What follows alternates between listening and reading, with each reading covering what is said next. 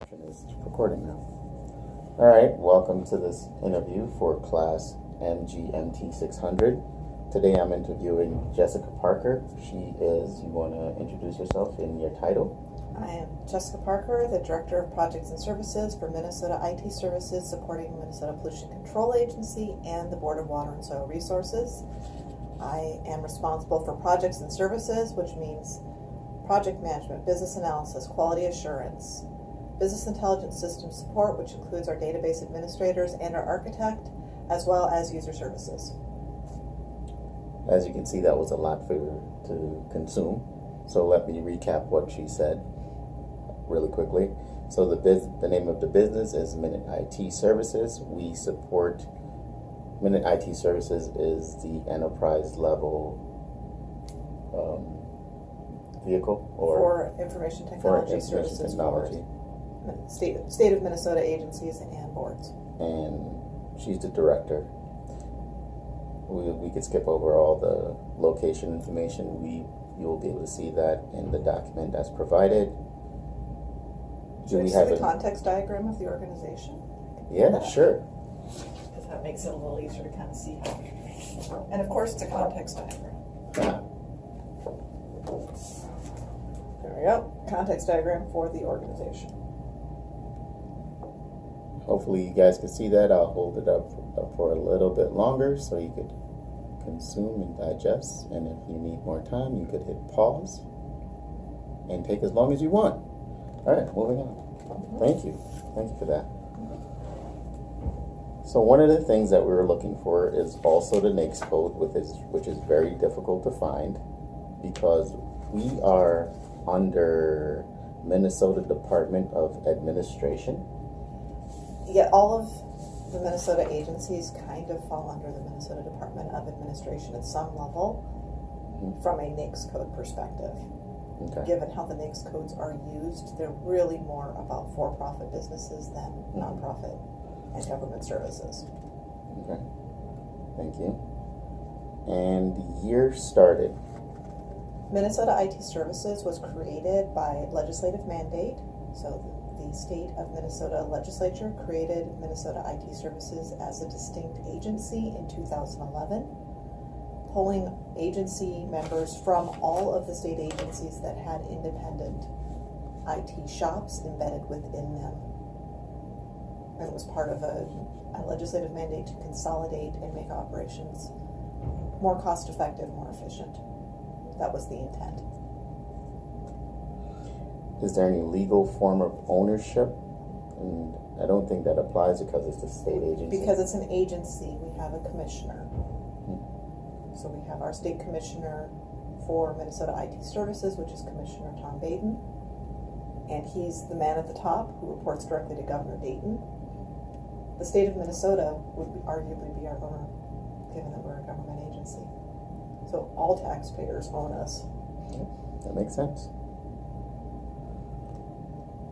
Country of business license or county of business license, and again that's United States and Minnesota and Ramsey County. Number of employees. We have over 2,100 employees. Right now it looks like we're running about 2,216 employees. That's across all state agencies that we provide support for, and they're distributed throughout the state of Minnesota as a whole. So there are some in Marshall, Duluth, Brainerd, Rochester. Everywhere you can think of where there is a state office, there is likely a connection to a Minnesota IT employee. However, the bulk of our employees are, in fact, in downtown St. Paul. Thank you for that. And a good segue into my next question, employee requirements. For Minnesota IT Services as a whole, we have core requirements of every position where a person has to meet those minimum qualifications that are stated for the particular position. In addition, one of the things that makes the state of Minnesota somewhat different than other employers is that we do not sponsor. That is, all employees must be U.S. citizens or legally authorized to work in the U.S. Part of the reason we don't sponsor is because we have state of Minnesota citizens. We serve the state of Minnesota citizens from a perspective of government serving the people, we ought to be employing the people that we are representing. Okay, thank you. Now moving on to products and services offered. We offer technology services and solutions for these state agencies and boards, which means we are doing projects, new enhancements, new features, new functionality. We are also doing networking. We're making sure that people can be connected to each other within the state government and across all of those beautiful state of Minnesota websites. Those are services that we've delivered, as well as core infrastructure services. We've got data centers, we have service desks that we have a place to call for help when we ourselves need help as well with our IT and technology. Now, do we have, or do you have a specific target market? Our target market typically is we're segmented into groups that support particular agencies. So the group that I work with, we have our CBTO, Chief Business Technology Officer, who reports directly up through the Commissioner of Minnesota IT Services. And our CBTO is responsible for environmental agencies, specifically the Minnesota Pollution Control Agency, Environmental Quality Board, and the Board of Water and Soil Resources. And those are our key first level of customer, but the next level of customer is all of the citizens of Minnesota. After all, we all live in this environment, and if the environment isn't healthy, it affects everybody. All right, let's jump into some even more interesting stuff. Who are your competitors? From an IT services perspective, legislatively, the state government agencies have to use our services. However, if we were a private entity, then we would be competing with both on and offshore vendor partners like an IBM, like Dell, Accenture, Infosys, CSC, Tata, any number of companies who this is their bread and butter, where they're delivering IT services as part of their solution set. All right, thank you for that. So now one of my questions is going to target you referencing that we are operating as a subsidiary of a larger organization. How do you stay aligned with the enterprise level goals and objectives while still meeting the needs of your individual agencies? Well, it's actually easier than you think, and I'm going to get another visual aid because I'm a nerd like that. Because on my wall, I have our mission, vision, and values. And I keep that front and center. And as I look at our mission, vision, and values, I take that information in and use that to align with our strategic objectives for our ad agency. So when we take something like partners in performance, if we're successfully partnering with our partner agency, for example, the Pollution Control Agency, and delivering solutions that meet their needs, we're aligning with their mission, vision, values that way. We're also aligning with ours, and we're delivering solutions that meet the needs and delivering that value for our citizens. You can't have it all.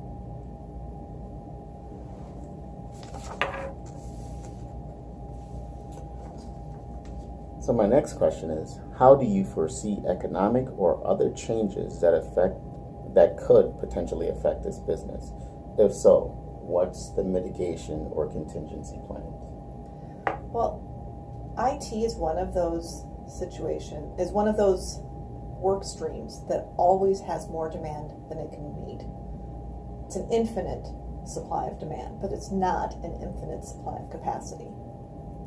That impacts our ability to deliver services. So we have to become creative, finding ways to automate solutions so that we can be more effective at delivering, finding ways to be creative about solutions, leveraging perhaps more off-the-shelf systems, thinking like a SharePoint. All right, I need a workflow and I need some forms. SharePoint's perfect for that. I don't need 1,000 hours of development time and a custom solution. We can leverage an out-of-the-box solution, a little bit of customization, and put the power in the hands of our business partners for things that don't require the technical expertise. So finding solutions that are easier for our partners to tailor to meet their needs, like we did with Drupal. It has a very sophisticated content management system that removed the need for 2 IT people full-time to support the business's need to make content changes. The business absorbed all that work and didn't add any staff.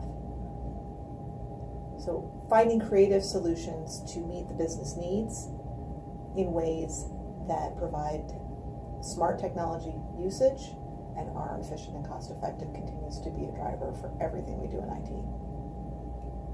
All right. Well, I think that's it with the questions. So if you have any questions for me, that'll be all. And you have any questions? No, I don't. Thank All right. you. Well, thank you for your time, and I appreciate taking the time out to help with this assignment. Thanks, everyone, and I hope you all enjoy. Have fun.